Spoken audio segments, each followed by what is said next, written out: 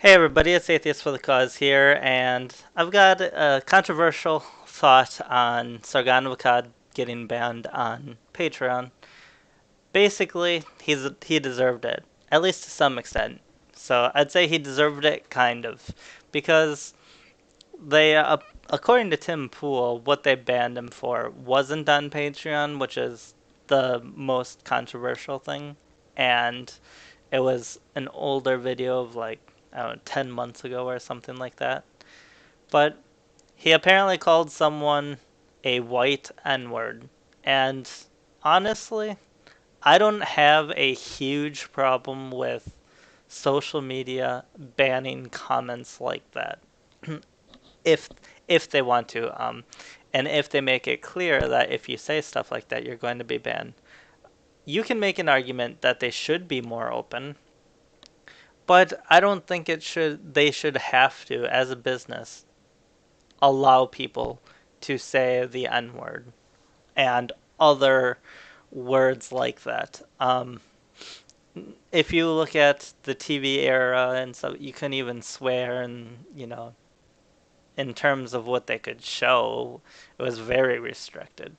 And there are still restrictions to a large extent, but um, so I don't have a huge problem with some regulation, and I think that's what we're seeing.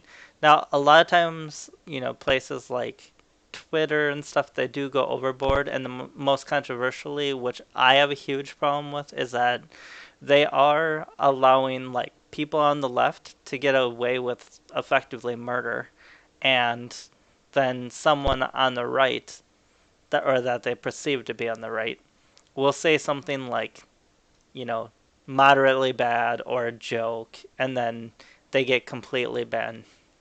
Now, if I do think there's a political aspect to this, but um, if these social media outlets wanted to be completely fair, I mean, there would be a better warning system.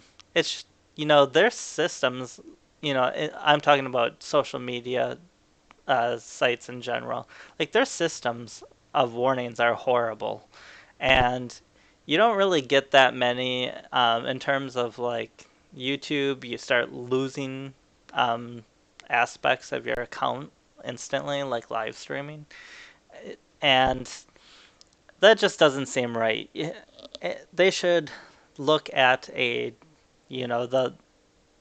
the poster's entire history and how much they've gotten in trouble and things like that. But I don't view Sargon as a typically controversial figure, but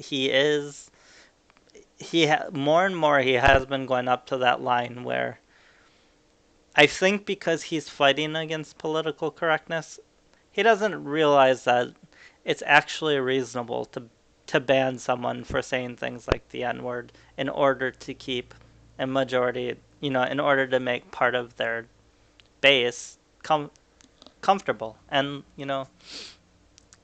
anyways, I guess I'll just end it there. But Sargon did kind of deserve getting banned to some extent.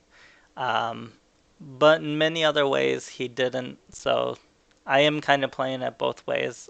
I think they should unban him, and I, if you want to send a message to someone, you ban them and then unban them, and that sends a pretty good message. So we'll see what Patreon does. And Patreon does have the funding aspect. So I think I guess I forgot to say this, but I think when it comes to funding, um, sites that are funding, they should allow more. It's like if you're just posting, you know, like PayPal shouldn't be able to just get rid of anybody they want for any reason. Because so much of this is integrated into public life and the ability to have public life, and only really the government should effectively be able to freeze your assets like that, in my opinion. But you know, we'll see what happens going forward. I think that people should should modify what they're saying, and it doesn't do any good to be banned if you're banned permanently. And I mean, even if you become a martyr, it doesn't help you personally. So you can still say what you want. You just can't say it perfectly the way you wanted to say it.